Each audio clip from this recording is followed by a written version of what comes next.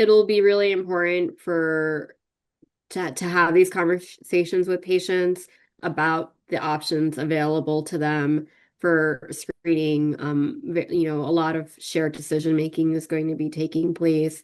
I do think it's important to talk about both the immediate screening, but also have that conversation about follow-up, so that patient is, especially if a patient's already in the clinical setting, then having this understanding, well, you're here right now.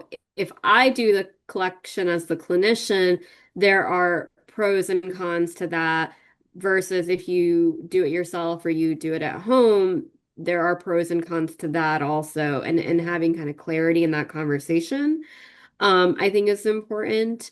In terms of intervals, there are some discrepancies in different guidelines for intervals. The HRSA guideline for even for self-collection, whether it's in the clinical setting or at home, among 30 to 65-year-olds is I think is recommending a 5-year interval.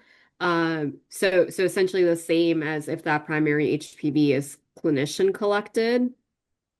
There are other professional guidelines, including the ones that the American Cancer Society has endorsed, that come from ASCCP, that are actually recommending a 3-year interval with self-collected HPV, at least for now, until we have more data available to know that it's safer to go out to 5 years.